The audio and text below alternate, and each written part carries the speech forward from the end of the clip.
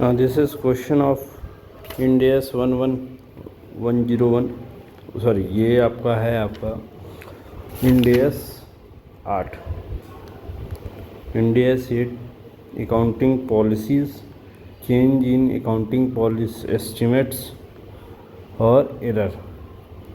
तो accounting policies and changes in accounting estimates and error, ठीक है।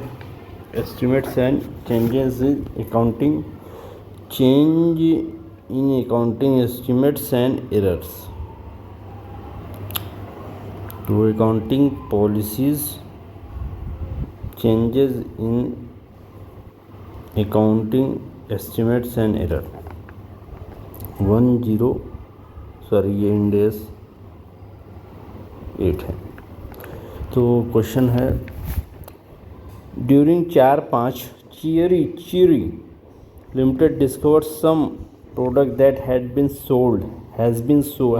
sold 3-4 were incorrectly included in inventory 31 March 2004 6500 का। Cheery limited accounting records show sales of 1,04,000, cost of goods sold 86,000 including 6500। The error in opening inventory and income tax of 50-50। अब क्या कह रहा है, in 3-4 Cheery limited reported sale 73,500, cost of goods sold 53,500, profit before income tax 20,000, उसके बाद income tax 6,000, profit 4,000, basic and diluted EPS जो है ₹2.80। यही आया है, बिल्कुल यही आया है। अब जो है क्या कह रहा है, in 3-4 opening retained earning 20,000 and closing retained earning 34,000।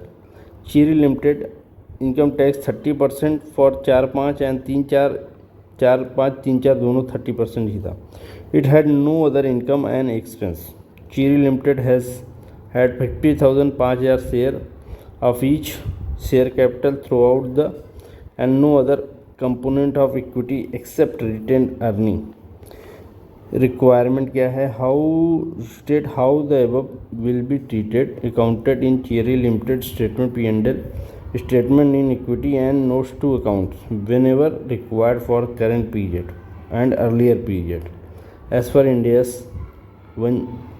8 Ind AS 8 only 8, ठीक है। अब इसकी समरी देख लेते हैं। चीरी लिमिटेड है, एरर हो गया है, product sold 3-4 were incorrectly included, closing inventory 6500, period involve 3-4 and 4-5, ठीक है।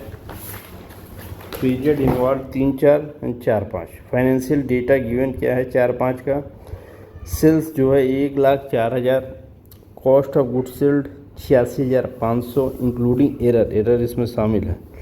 Income tax 52,50। इन 3-4 सेल्स जो है 73,500 है और आपकी कॉस्ट ऑफ गुड्स सोल्ड 53,500 है। प्रॉफिट बिफोर टैक्स 20,000 है। प्रॉफिट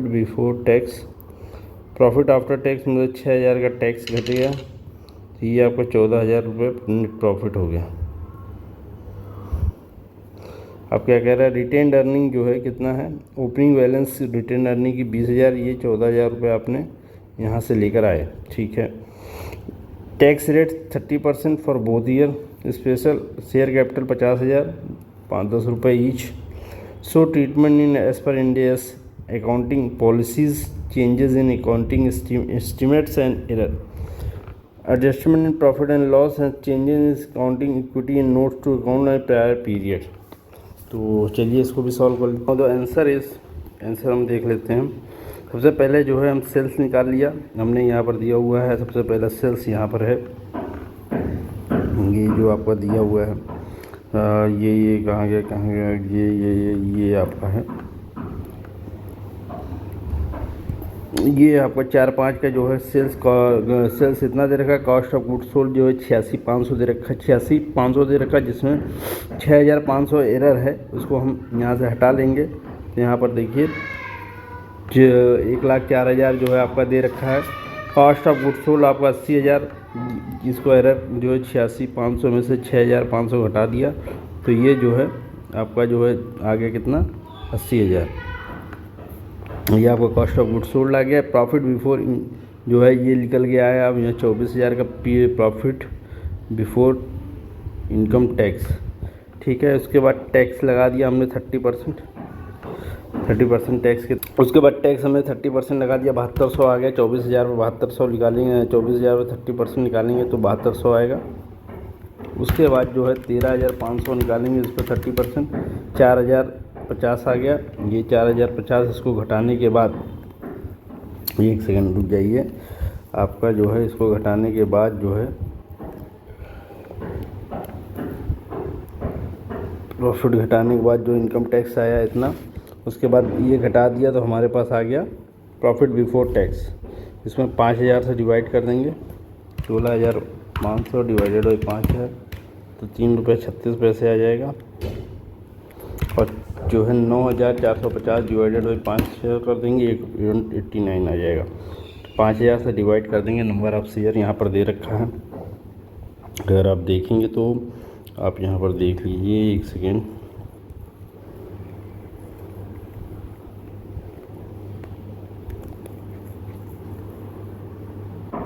तो यहाँ पर दे रखा है इसका कैपिटल जो दे रखा है यहाँ पर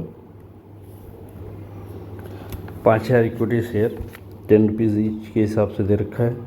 यहाँ पर हमने दिखा दिया 5,000 इक्विटी शेयर से डिवाइड करके निकाल दिया, हमारा ये निकल कर आ गया।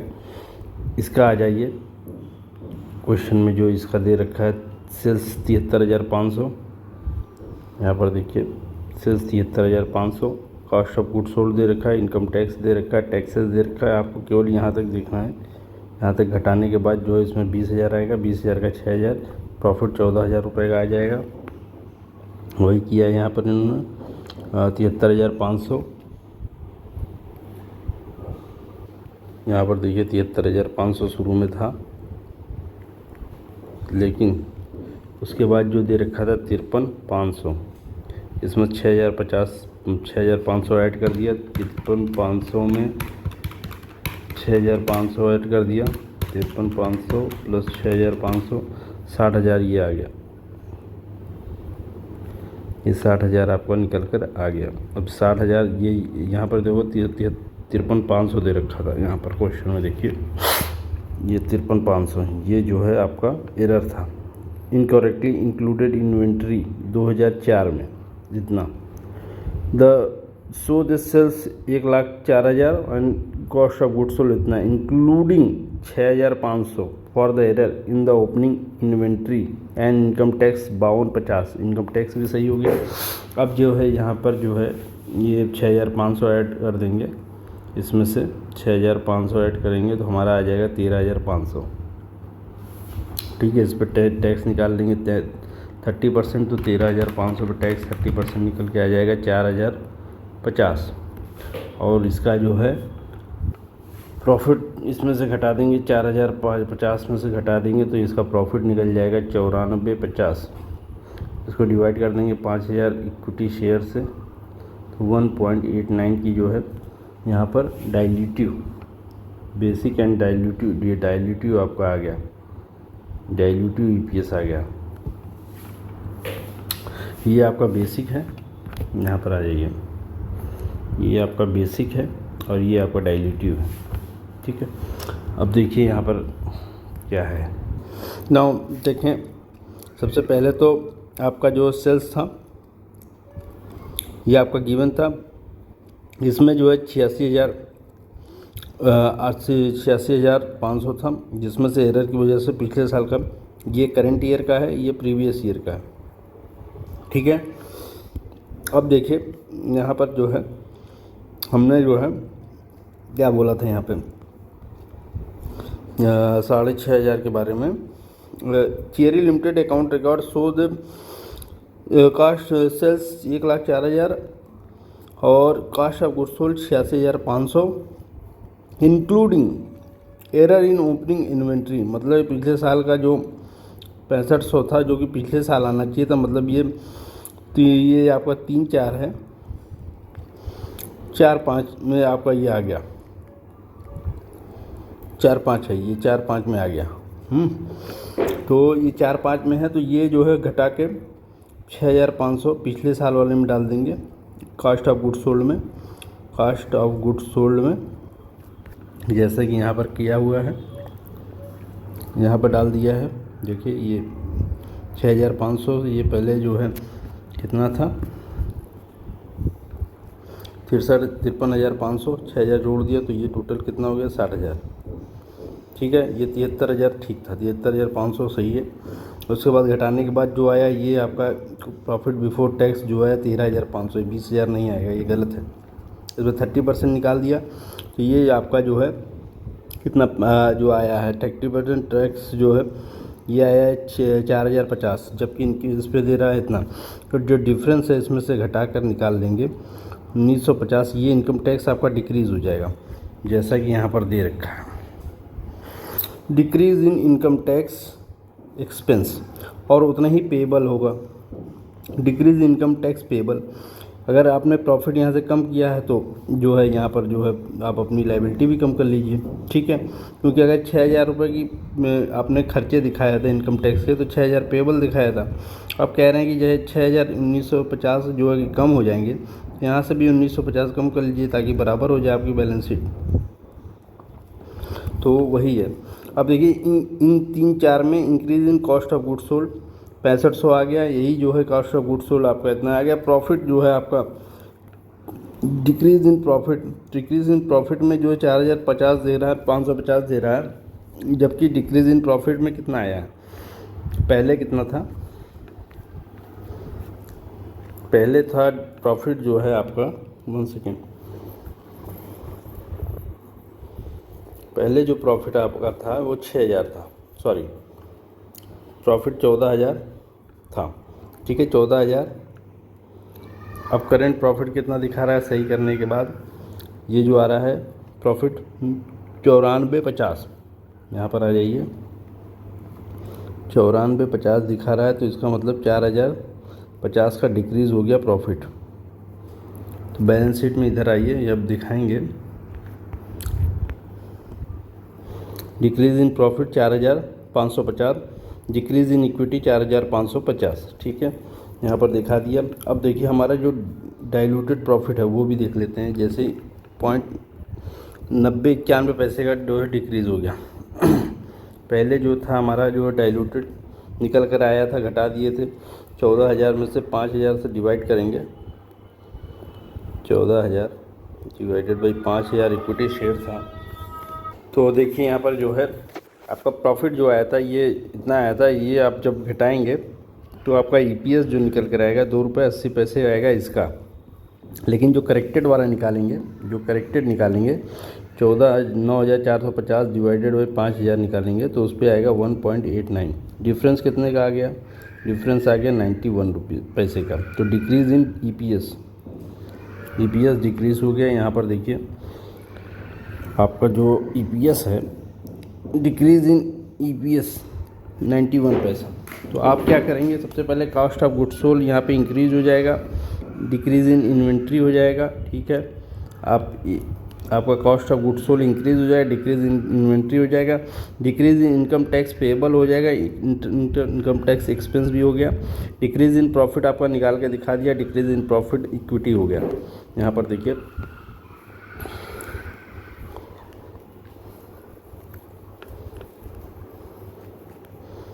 ये जो है आपका 14,000 में से घटेगा तो 4,050। ठीक है, इस तरह जो है यहाँ पर आ गया। यहाँ पर देखिए आपके रिटेन अर्निंग जो है ये, सॉरी शेयर कैपिटल है, ये आपकी रिटेन अर्निंग है, ये आपका टोटल है। ठीक है, शेयर कैपिटल 50 है, रिटेन अर्निंग आपकी जो है कितनी थी पिछली क्वेश्चन में देखिए 3-4 शुरू में रिटेन अर्निंग 20,000 थी एंड क्लोजिंग रिटेन अर्निंग 34,000, मतलब 14,000 रुपये का गेन हुआ। एंड रेट ऑफ इंटरेस्ट 30% था, इट हैज़ दिस और उसके बाद यहाँ इक्विटी शेयर का दे दिया। अब आ जाइए, यहाँ पर 20,000 था, अब यहाँ पे इन्होंने करेक्ट कर दिया प्रॉफिट प्रॉफिट करेक्ट कर दिया तो ये आपका हो जाएगा 90,000 तो 29,450। ठीक है, शेयर कैपिटल आपका वही आ गया। उसके बाद प्रॉफिट फॉर द ईयर जो आ गया, यहाँ पर देखिए प्रॉफिट फॉर द ईयर यहाँ पर निकाला गया है ये करंट ईयर का 16,800 और जोड़ देंगे इसमें, 16,800 जोड़ देंगे 29,450 में 16,800 जोड़ देंगे तो ये आपका आ जाएगा 46,250। ये आपका क्लोजिंग बैलेंस ये आपका 4-5 का है। ठीक है, और ये आपका जो है 4-5 और 3-4, तो यहाँ पर आपका 46,250 आ गया। इक्विटी में जोड़ के पूरा जो है बैलेंस निकाल दिया 96,000 समथिंग। ठीक है, 96,250। तो यहाँ पर आपने क्या क्या किया, एक तो आपने किया जो है, अब आ जाते हैं हम यहाँ पर जो कॉन्सेप्ट बुक है, तो ये है आपकी अकाउंटिंग पॉलिसीज़ का इंडेस आपका 8। क्या है Ind AS 8? Accounting policy changes in accounting estimates and error. ठीक है, meaning of accounting policy, there are specific principle, basis, convention, rules, practice apply in preparation of financial statement. Example क्या है? Method for determination of cost of inventory, FIFO का जो है या weighted average use होता है या फीफो होता है जब इन्वेंट्री निकाला जाता है, वेटेड एवरेज। ठीक है, measurement basis for PPE, intangible assets cost model और रिवैल्यूएशन मॉडल। जैसा हमने पहले भी बताया था, पीपीई में कॉस्ट मॉडल यूज़ होता है और रिवैल्यूएशन मॉडल यूज़ होता है, दो चीज़ें होती हैं।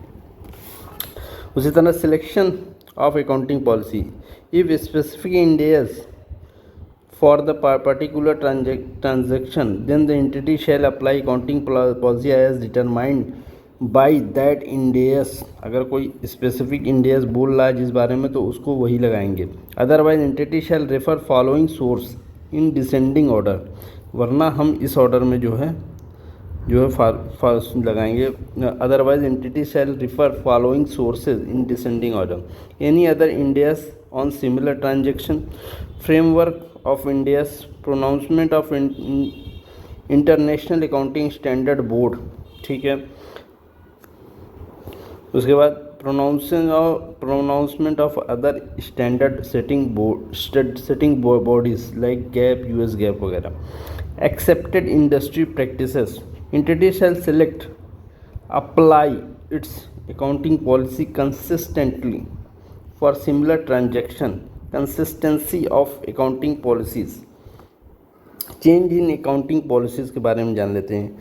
Entity shall change accounting policy only if required by Ind AS और result in providing more relevant and reliable information. दो चीज़ें हैं, अगर रिक्वायर्ड बाय आपका जो रिक्वायर्ड बाय इंडेस है, ठीक है, या आपका मोर रेलेवेंट अगर कुछ दिया है रेलेवेंट, यह आपका जो है क्या बोलते हैं मोर रेलेवेंट या मोर रिलायबल, दो चीज़ें हैं, या तो आपका रिक्वायर्ड बाय इंडेस है या तो आपका more relevant and more reliable हो। ठीक है, voluntary changes of accounting policies, अगर वॉलंटरीली भी आप चेंज करना चाहें तो कर सकते हैं। Following are not considered as change in accounting policy, ये चीज़ें कंसीडर नहीं करी जाएंगी अगर हम अकाउंटिंग पॉलिसी का नाम देंगे चेंजेस को, लेकिन वो मानी नहीं जाएगी। क्या है? Accounting of application of accounting policy for transaction that differ in substance from previous. Example क्या है? Reclassification of PPE to investment property, ये क्या बोलते हैं चेंज इन अकाउंटिंग पॉलिसी नहीं मानी जाएगी। ठीक है, यहाँ पर क्या लिखा है? Following are not consider change in accounting policies. अगर आप प्रीवियस जो है classification of PP, revaluation model to investment property, cost model, अगर रिवैल्यूएशन से कॉस्ट पे जा रहे हो या कॉस्ट से रिवैल्यूएशन जा रहे हो तो ये चेंज इन अकाउंटिंग पॉलिसी नहीं मानी जाएगी। Application of new accounting policy for transaction that did not occur previously, जैसे measuring newly purchase PP at cost model. तो अगर नया चीज़ है उस पर आप जो लगाओगे पॉलिसी, वो आपका प्रीवियस ईयर को वो चेंज इन अकाउंटिंग पॉलिसी नहीं मानी जाएगी। चेंज इन अकाउंटिंग पॉलिसी तब मानी जाएगी जब आप जो है applying change in accounting entity shall account for change in accounting policy retrospectively, पीछे से, प्रोस्पेक्टिव नहीं, रेट्रो, ठीक है। Apply such accounting policy on transaction from the very first day of past, ठीक है। यहाँ पर आ जाइए, entity shall account for change in accounting policy retrospectively apply such accounting policy on transaction from the very first day of post. Retrospective application is done by adjusting the corporate comparative amounts of previous year। इसको adjust करना previous year का comparative amount को, या adjusting opening balance of previous year. ये तभी मानी जाएगी retrospective जब प्रीवियस ईयर का जो हो, ओपनिंग बैलेंस को जो है आप कर रहे हैं तो वो प्रीवियस ईयर की है। Effect of change in accounting policy relating to all prior period if any. अब देखिए यहाँ पर चेंजेस के लिए क्या रूल्स है, डिस्क्लोजर क्या क्या करना होगा फाइनेंशियल स्टेटमेंट में regarding change in accounting policy. Nature of accounting policy, reason for change, जो रीजन है उसका देंगे, रीजन क्या रीजन से हमने चेंज किया है। Effect on current on previous, current year में और प्रीवियस ईयर में, जैसे आपने डाइल्यूटेड अभी ईपीएस निकाला तो उसका इफेक्ट जो दिखाया 0.1 का जो है आपका जो है डिक्रीज़ हो गया। ये जो है आपका जो है अकाउंटिंग पॉलिसी में जो है अकाउंटिंग पॉलिसी में बदलाव के कारण हुआ, चेंज इन अकाउंटिंग पॉलिसी, ठीक है।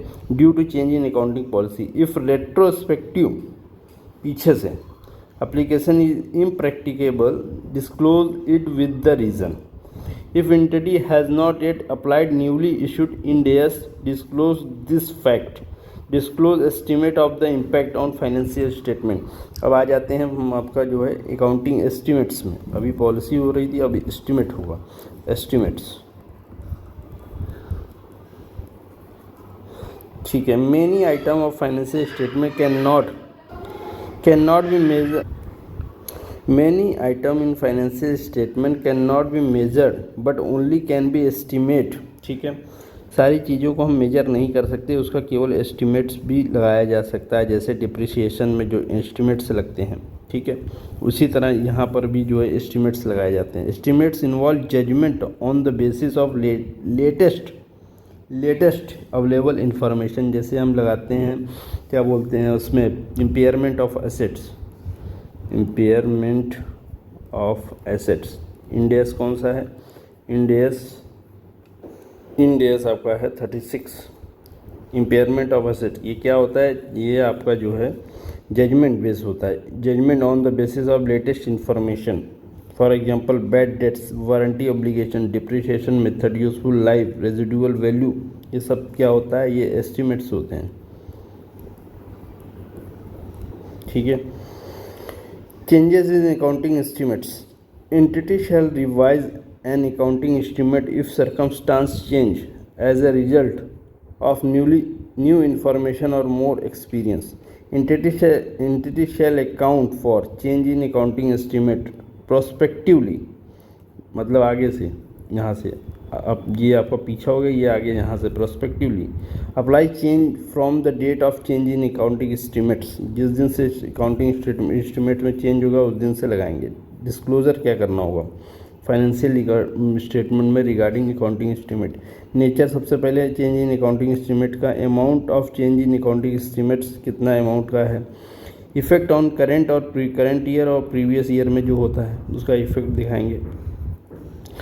If it is not possible to estimate the effect in future year then this fact must be disclose. सारी चीज़ों को डिस्क्लोज कर देंगे, मतलब 2-3 चीज़ें, एक तो नेचर है, ठीक है, फिर एक बात चेंज इन अमाउंट है, कितना होगा चेंज, उसका इफेक्ट आएगा। दूसरा करंट ईयर और प्रीवियस ईयर में क्या इफेक्ट आएगा, और डिस्क्लोजर करके दिखाएंगे ये क्या क्या डिस्क्लोज होगा। Other points, change in accounting estimate can not be treated as correction of prior period error, ठीक है। इसको प्रायर पीरियड एरर नहीं मानेंगे, no it is not prior period error. It is difficult to distinguish between change in accounting policies and change in accounting estimate. Then treat it change in accounting estimate. अगर इन दोनों में कोई वो कल्यूजन हो रहा है, कोई प्रायर पीरियड एरर में जो है, अगर प्रायर पीरियड एरर में कुछ कंक्लूजन हो रहा है अकाउंटिंग एस्टिमेट्स में, तो दोनों में इसको ट्रीट करेंगे चेंज अकाउंटिंग एस्टिमेट। एरर के बारे में आ जाते हैं, क्योंकि जो क्वेश्चन है वो आपका जो है अकाउंटिंग एरर है। ठीक है, क्या है इसका जो इंडेक्स नाम